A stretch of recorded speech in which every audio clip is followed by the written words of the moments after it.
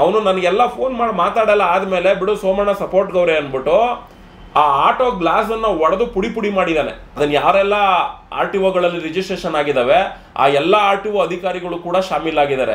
ನಮ್ಮ ಯಾತ್ರಿಗಳು ಏನೋ ಚಾಲಕರು ಪರವಾಗಿಲ್ಲ ಅಂತ ಹೇಳ್ತಾರಲ್ಲ, ಅದೇನಾಯ್ತು, ಏನು ವಿಚಾರ ಸರ್? ಈಗ ನಮ್ಮ ಯಾತ್ರಿ ಅನ್ನೋ ಸಂಸ್ಥೆ ಬಂದು ಏನು ಮಾಡಿದೆ, ಮೊನ್ನೆ ಒಬ್ಬ ಆಟೋ ಚಾಲಕನ DL ನ ಕಿತ್ಕೊಂಡಿದೆ ಅನ್ನೋ ರೀತಿಯಲ್ಲಿ ಒಬ್ರು ಚಾಲಕರು ನನಗೆ ಫೋನ್ ಮಾಡಿ ಮಾತಾಡ್ತಾರೆ.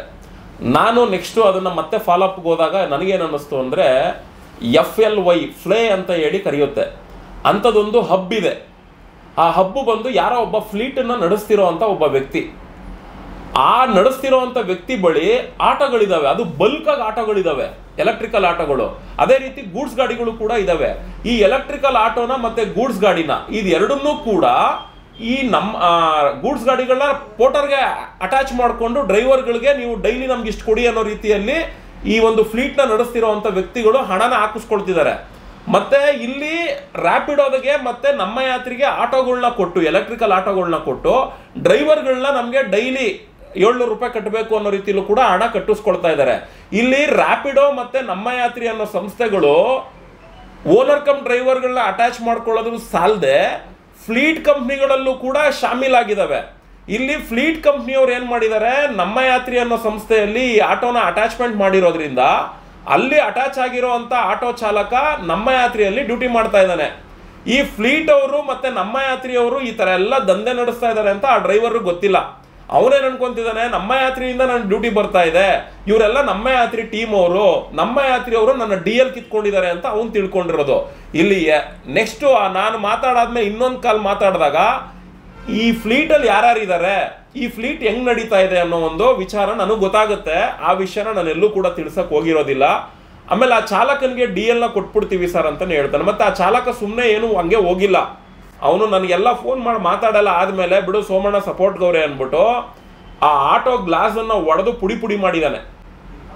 ಅದಾದಮೇಲೆ ಅವನು ಅವ್ರ ಊರವ್ರಿಗೆ ಕಂಪ್ಲೇಂಟ್ ಮಾಡ್ತೀವಿ ಅಂತ ಆ ಫ್ಲೀಟ್ ಅವ್ರು ಹೇಳಿದ ಮೇಲೆ ಅವನು ಊರಿಗೆ ಬಂದು ಗಲಾಟೆ ಮಾಡ್ತಾರಲ್ಲ ಅಂತ ಎದುರ್ಕೊಂಡು ಹೋಗ್ಬಿಟ್ಟಿದ್ದಾನೆ ಅವನು. ಇವರು ನಾನು ಯಾವಾಗ ಇದನ್ನ ಮೂಮೆಂಟ್ ಮಾಡಿದೆ ಆಮೇಲೆ ಅವರು ಫ್ಲೀಟ್ ಅವರು ಸೋಮು ಸರ್ ಅವ್ರದ್ದು ಏನಿದೆ DL ನಾವು ಕೊಟ್ಟು ಕಳಿಸ್ತೀವಿ, ಅವ್ರನ್ನ ಕರ್ಕೊಂಬನ್ನಿ ಅನ್ನೋ ರೀತಿಲಿ ಹೇಳ್ತಾ ಇದ್ದಾರೆ. ಒಂದು ಕಡೆ ಅವನ್ನ ಚಾಲಕನ್ನು ಕೂಡ ಬೆದರಿಸುವಂತ ಕೆಲಸ ಮಾಡಿದ್ದಾರೆ, ಮತ್ತೆ DL ಕೂಡ ಕೊಡುವಂತ ಕೆಲಸನೂ ಕೂಡ ಮಾಡ್ತೀವಿ ಅಂತಾನು ಹೇಳಿದ್ದಾರೆ. ಆದ್ರೆ ಇಲ್ಲಿ ನಮ್ಮ ಯಾತ್ರಿ ಪಾತ್ರ ಯಾಕೆ ಬರ್ತಾ ಇದೆ ಅಂದ್ರೆ, ನಮ್ಮ ಯಾತ್ರಿ ಅವನು ಸ್ವಂತ ಫ್ಲೀಟ್ ಏನು ಮಹಿಳಾ ಸಬಲೀಕರಣ ಅನ್ನೋ ಹೆಸರಲ್ಲಿ ಕಮಿಷನರ್ ಅವ್ರನ್ನ ಬಳಸ್ಕೊಂಡು ಅವಂದೇ ಆದ ಒಂದು ಗಾಡಿಗಳನ್ನ ಬಿಡೋದ್ರ ಜೊತೆಗೆ ಈ ತರ ಫ್ಲೀಟ್ ಕಂಪ್ನಿಗಳಲ್ಲೂ ಕೂಡ ಅಕ್ರಮವಾಗಿ ನಮ್ಮ ಯಾತ್ರಿ ಅವನು ಸಂಪಾದನೆಗೆ ಇಳಿದಿದ್ದಾನೆ. ಹಾಗಾಗಿ ಈ ದಂಧೆ ನಡೀತಾ ಇದೆ ನಮ್ಮ ಯಾತ್ರೆಯಲ್ಲಿ. ಬೆಂಗಳೂರಲ್ಲಿ ಆಟೋ ಓಡಿಸಬೇಕು ಅಂದ್ರೆ ಪರ್ಮಿಟ್ ಇರಬೇಕು ಅಲ್ವಾ ಸರ್? ಮಸ್ಟ್ ಅಂಡ್ ಶುಡ್ ಪ್ರತಿಯೊಂದು ಆಟೋಗೂ ಕೂಡ ಪರ್ಮಿಟ್ ಇದ್ರೇನೆ ಅವನು ಗಾಡಿ ಓಡಿಸೋದು ಸಾಧ್ಯ. ಇಲ್ಲಿ ಏನಾಗಿದೆ, ಎಲೆಕ್ಟ್ರಿಕಲ್ ಅನ್ನೋ ಆಟೋಗಳನ್ನ ತಗೊಂಡ್ಬಂದು ಇದನ್ನ ಪರ್ಮಿಟ್ ಇಲ್ಲದೆ ಇರುವಂತ ರೀತಿಯಲ್ಲಿ ಪ್ರೋಸೆಸ್ ಮಾಡಿರೋದ್ರಿಂದ ಆಟೋ ಚಾಲಕರುಗಳು ಪರ್ಮಿಟ್ ಇಲ್ಲದೆ ಎಲೆಕ್ಟ್ರಿಕಲ್ ಆಟೋಗಳನ್ನ ತಗೊಳ್ಬಹುದು ಅನ್ನೋ ರೀತಿಲಿ ಇದೆ. ಇದೇ ಕಾಂಗ್ರೆಸ್ ಪಕ್ಷದ ಐವಾನ್ ಡಿಸೋಜಾ ಅಂತ ಹೇಳಿ ಮಂಗಳೂರು ಭಾಗದ ಒಬ್ರು ಸದಸ್ಯರು ಧ್ವನಿ ಎತ್ತಿದ್ರು, ಎಲೆಕ್ಟ್ರಿಕಲ್ ಆಟೋಗಳಿಗೂ ಕೂಡ ಪರ್ಮಿಟ್ ಕೊಡಬೇಕು ಅಂತ. ಇದೇ ರಾಮಲಿಂಗಾರೆಡ್ಡಿ ಅವರು ಕೂಡ ಒಂದು ಸ್ಟೇಟ್ಮೆಂಟ್ ಕೊಡ್ತಾರೆ, ನಾನು ಅಪ್ರೋಚ್ ಮಾಡ್ತೀನಿ ಕಂಪ್ನಿಗಳಿಗೆ, ಯಾರೆಲ್ಲ ಎಲೆಕ್ಟ್ರಿಕಲ್ ಆಟೋಗಳನ್ನ ತಗೊಂಡಿದ್ದಾರೆ ಆ ಎಲ್ಲ ತಗೊಂಡಿರುವಂಥ ಎಲೆಕ್ಟ್ರಿಕಲ್ ಆಟೋಗಳು ಎಲ್ಲರಿಗೂ ಕೂಡ ನಾನು ಅಪ್ರೋಚ್ ಮಾಡ್ತೀನಿ, ನೀವು ಎಲ್ಲರೂ ಕೂಡ ಪರ್ಮಿಟ್ ತಗೊಳ್ಬೇಕು ಅನ್ನೋ ರೀತಿಯ ಒಂದು ಸ್ಟೇಟ್ಮೆಂಟು ಕೂಡ ಕೊಟ್ಟಿರುವಂಥದ್ದು ಕೂಡ ಇದೆ. ಆದರೆ ಇವತ್ತವರೆಗೂ ರಾಮಲಿಂಗಾರೆಡ್ಡಿ ಅವರು ಯಾರಿಗೂ ಅಪ್ರೋಚ್ ಮಾಡಿಲ್ಲ, ಯಾವ ಎಲೆಕ್ಟ್ರಿಕಲ್ ಆಟೋಗಳಿಗೂ ಕೂಡ ಪರ್ಮಿಟ್ ಇಲ್ಲ.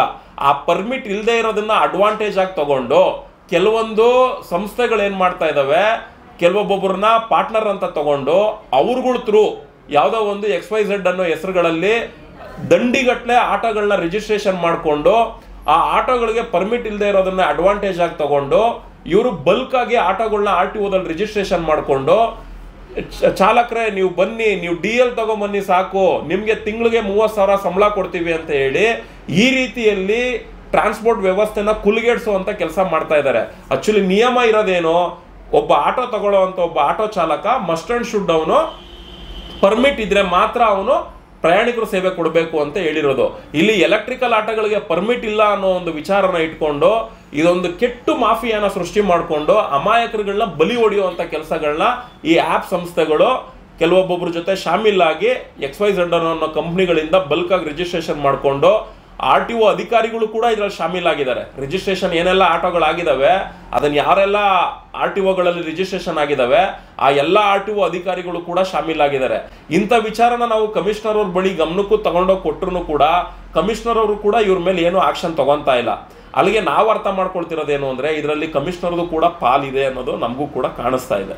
ಅಂದ್ರೆ ಇನ್ನು ಮುಂದಿನ ದಿನಗಳಲ್ಲಿ ಈಗೇನು ಆಟೋ ಓಡಿಸ್ತಾ ಇದ್ದಾರೆ ಅದು ಹೋಗ್ಬಿಟ್ಟು ಫುಲ್ ಕಂಪ್ನಿ ಆಟೋಗಳೇ ಬಿಡ್ಬೋದು ಅಂತ. ಅಲ್ಲ, ಖಂಡಿತ ಇನ್ನು ಮುಂದೆ ಹೋಗ್ತಾ ಹೋಗ್ತಾ ಅದೇ ಕೆಲಸನೇ ಮಾಡೋದು. ಈಗ ಏನಾಗ್ತದೆ, ಓನರ್ ಕಮ್ ಡ್ರೈವರ್ಗಳನ್ನ ಈ ಆ್ಯಪ್ ಸಂಸ್ಥೆಗಳು ಅಟ್ಯಾಚ್ಮೆಂಟ್ ಮಾಡ್ಕೊಂಡಿರ್ತವೆ.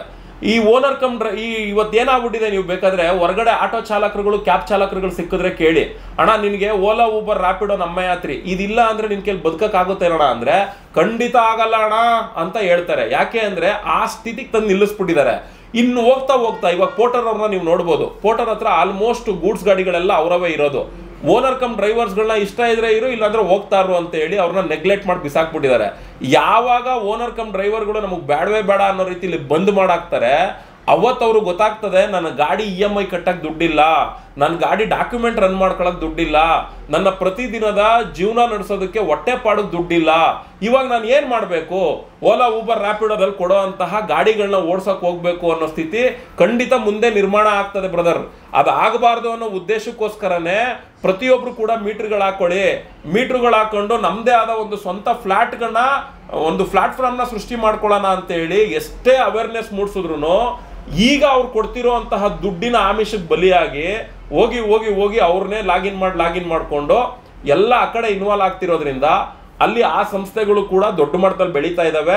ಇನ್ ಫ್ಯೂಚರ್ ಅಲ್ಲಿ ಹೋಗ್ತಾ ಹೋಗ್ತಾ ಮೆಟ್ರೋ ಎಲ್ಲಾ ಕಡೆ ಕಂಪ್ಲೀಟ್ ಆದ್ರೆ ಓನರ್ ಕಮ್ ಡ್ರೈವರ್ಗಳನ್ನ ಯಾರು ನಾವು ತಗೊಳ್ಳೋದಿಲ್ಲ ಅಂತ ಇವರು ಖಂಡಿತ ಮಾಡೇ ಮಾಡ್ತಾರೆ. ಅವತ್ತು ಓನರ್ ಕಮ್ ಡ್ರೈವರ್ಗಳು ಸಂಪೂರ್ಣವಾಗಿ ನಿರ್ನಾಮ ಆಗ್ತಾರೆ. ಅವಾಗ ಅವ್ರ ಗಾಡಿಗಳನ್ನ ಶಿವಾಜಿನಗರ ಹೊಡೆದ್ಬಿಟ್ಟು ಎಲ್ಲ ಇವ್ರ ಹತ್ರ ಡ್ರೈವರ್ ಕೆಲಸಕ್ಕೆ ಹೋಗುವಂತ ಪರಿಸ್ಥಿತಿ ಖಂಡಿತ ಬಂದೇ ಬರ್ತದೆ. ಇವರು ಮೀಟರ್ಗಳು ಹಾಕೊಂಡು ನಮ್ದೇ ಆದ ಸ್ವಂತ ಪ್ಲಾಟ್ಫಾರ್ಮ್ಗೆ ಇವ್ರು ಬರ್ಲಿಲ್ಲ ಅಂದ್ರೆ ಇವ್ರ ಪರಿಸ್ಥಿತಿಗಳೆಲ್ಲ ಆಗೋದಿದ್ದೇನೆ. ಅಂದ್ರೆ ಮೊದಲೇನೆ ಈಗ ಆಟೋದವ್ರಿಗಾಗಿರ್ಬೋದು ಕ್ಯಾಬ್ದವ್ರಿಗಿರೋ ಬಾಡಿಗೆ ಸಿಗ್ತಾ ಇಲ್ಲ ಅಂತ ಈ ರೀತಿ ಮಾತುಗಳಿದೆ. ಬಟ್ ಈ ತರ ಬಂದ್ಬಿಟ್ರೆ ಇನ್ನು ನೀವು ಹೇಳ್ದಂಗೆ ಅದೇ ಆಗ್ಬೋದು ಅಂತ. ಸರ್, ಬಾಡಿಗೆ ಯಾಕೆ ಸಿಗ್ತಾ ಇಲ್ಲ ಅಂದ್ರೆ ಒಂದು ಸರ್ಕಾರ ಫ್ರೀ ಬಸ್ ಅನ್ನೋದೊಂದು ಮಾಡಿದೆ. ಫ್ರೀ ಬಸ್ ಜೊತೆಗೆ ಏನಾಗಿದೆ, ಕೆಲವೊಂದು ಎಲೆಕ್ಟ್ರಿಕಲ್ ಸಂಸ್ಥೆಗಳು ಇತ್ತೀಚೆಗೆ ನೀವು ನೋಡಿರ್ಬೋದು, ಬ್ಲೂ ಸ್ಮಾರ್ಟ್ ಅನ್ನೋ ಒಂದು ಸಂಸ್ಥೆ ಕ್ಲೋಸ್ ಆಯ್ತು. ಆ ಬ್ಲೂ ಸ್ಮಾರ್ಟ್ ಅನ್ನೋ ಸಂಸ್ಥೆದ ಏನಾಯ್ತು ಅಂದ್ರೆ ಆ ಗಾಡಿಗಳು ಓಕೆ ಅಂದ್ರೆ ಈ ತರ ಸಂಸ್ಥೆಗಳೆಲ್ಲ ಏನಾಯ್ತು, ಕ್ಲೋಸ್ ಆದ್ಮೇಲೆ ಏನಾಯ್ತು, ಅಂತ ಎಲ್ಲ ಗಾಡಿಗಳನ್ನ ನೋಡಿ ಭಾವೇಶ್ ಅಗರ್ವಾಲ್ ಇವಾಗ ಕೊಂಡ್ಕೊಂತಾ ಇದ್ದಾನೆ. ಮೊನ್ನೆ DK ಶಿವಕುಮಾರ್ನ ಭೇಟಿ ಮಾಡಿದ ಅದೇ ಉದ್ದೇಶಕ್ಕೆ. ಈಗ ಅವನು ಅದನ್ನೆಲ್ಲ ಬಲ್ಕಾಗಿ ಕೊಂಡ್ಕೊಂತಿದ್ದಾನೆ. ಇನ್ನೊಂದು ರೆಫೆಕ್ಸ್ ಅನ್ನೋ ಸಂಸ್ಥೆ, ಅದು ಊಬರ್ ಅವನೇನೆ ಊಬರ್ ಗ್ರೀನ್ ಅಂತ ಮಾಡ್ಕೊಂತಿದ್ದಾನೆ. ಈ ತರ ಯಾರೆಲ್ಲ ಲಾಸ್ ಆಗ್ತಾ ಇದ್ದಾರೆ ಅಂತವ್ರನ್ನೆಲ್ಲ ಇವ್ರು ಟೇಕ್ ಓವರ್ ಮಾಡ್ಕೊಳ್ಳೋದ್ರಿಂದ ಏನಾಗ್ತಾ ಇದೆ, ಇವ್ರಿಗೆ ಓನರ್ ಕಮ್ ಡ್ರೈವರ್ಗಳು ಮುಂದಿನ ದಿನಗಳಲ್ಲಿ ಅವಶ್ಯಕತೆ ಇಲ್ಲದೆ ಇರೋ ತರ ಆಗುತ್ತೆ. ಅವಾಗ ಓನರ್ ಕಮ್ ಡ್ರೈವರ್ಗಳು ಬಾಯ್ ಬಡ್ಕೊಂಡ್ರು ಕೂಡ ಏನು ಮಾಡೋಕ್ಕಾಗದೇ ಇರೋ ಸ್ಥಿತಿ ಹೋಗಿ ನಿಂತ್ಬಿಡ್ತೀವಿ. ಯಾವ ಸಂಘ ಸಂಸ್ಥೆ ಯಾವ ಲೀಡರ್ಗಳು ಕೂಡ ಇವ್ರನ್ನ ಕೈ ಹಿಡಿಯೋದು ಸಾಧ್ಯ ಇಲ್ಲ.